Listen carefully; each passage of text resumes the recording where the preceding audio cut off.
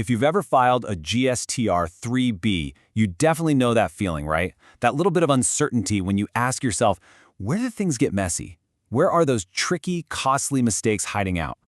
Well, 9 times out of 10, the answer is right here, hiding in plain sight, in the details of Table 4. This is where you calculate your eligible input tax credit. And believe me, it's where a tiny misunderstanding can lead to big problems. Penalties, notices, or even worse, you lose out on credits you're entitled to.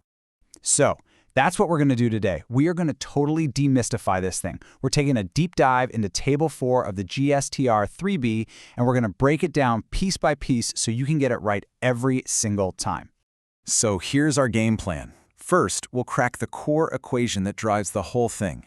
Then, we'll walk through exactly how to claim all your available credits in Part A. After that, we'll tackle the really tricky part, reversals in Part B. Then we'll put it all together for the final calculation and wrap it up with some key rules you just can't afford to forget. All right, first things first. The best way to get your head around Table 4 is to forget it's a tax form for a minute. Seriously, just think of it like a simple bank ledger for all your tax credits. It really is this straightforward. Part A, that's your deposit slip. It's where you list all the credits coming in. Part B, think of this as your withdrawal slip. This is for any credits you've got to give back. And Part C, that's your final balance. That's the net credit that actually lands in your account for the month. Simple as that.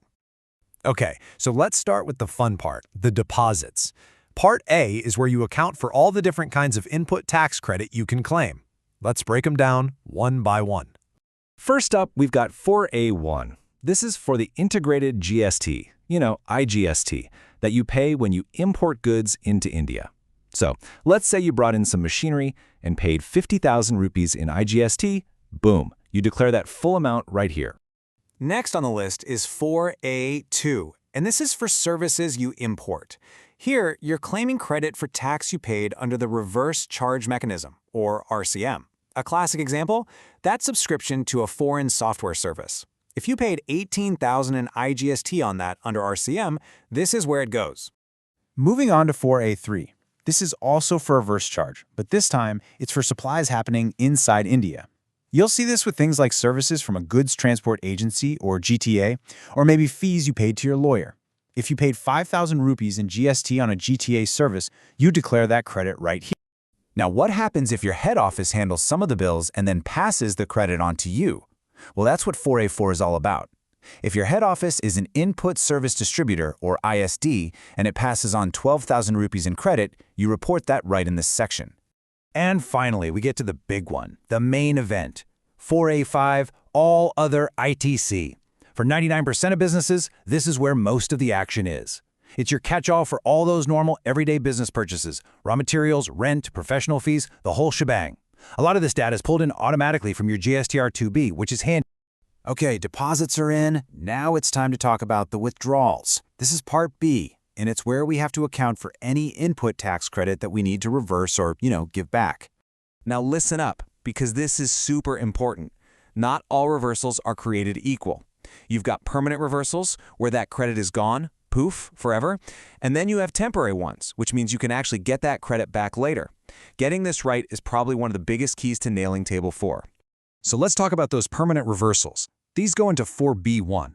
This covers stuff that's legally blocked under Section 17.5, like the GST you paid on food for your staff. It also includes reversals you have to make for exempt supplies. In our example, that's $3,600 for the food and a cool $10,000 for exempt supplies. And remember, both of these are gone for good. Okay, what about temporary reversals? These get reported in 4B2. The classic textbook case here is when you don't pay one of your suppliers within 180 days. You got to reverse that $12,000 in ITC you claimed earlier. But, and this is the key part, once you finally make that payment, you can claim that credit right back. It's not lost, it's just on hold. All right, we've made our deposits in Part A, we've handled our withdrawals in Part B, now it's time for the moment of truth. Let's put it all together and figure out our final balance, the net ITC. First up, let's add up all those deposits from Part A. When we tally up everything, the imports, the RCM, the credit from our head office, and all our other purchases, our total available credit comes to a solid 175,000 rupees. Next, we have to subtract our total reversals from Part B. So that's our 13,600 in permanent reversals plus that 12,000 in temporary ones, giving us a grand total withdrawal of 25,600 rupees. And that leaves us with our final number, 149,400 rupees. This is your net ITC. This is the real deal, the actual amount of credit that's going to hit your electronic credit ledger for the month. Nice. Oh, and a quick word on Part D. Don't forget about it. It's basically for housekeeping. 41 is where you'll report that you're reclaiming that temporary reversal of 12,000 rupees down the line.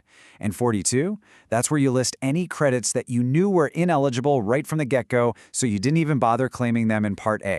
Okay, before we wrap this up, let's just run through a few golden rules. Think of this as your final checklist before you hit that big File button. So here's the most important thing to burn into your brain. Even though a lot of Table 4 gets filled in automatically from your GSTR-2B, the buck stops with you. You are responsible for checking if every single credit is eligible. Just think of it like this.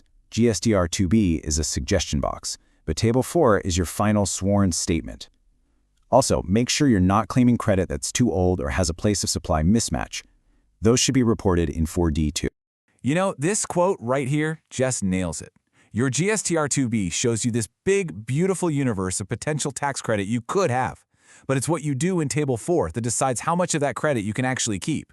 So the real question is, are you just accepting the defaults, or are you making sure you get every single rupee you're owed?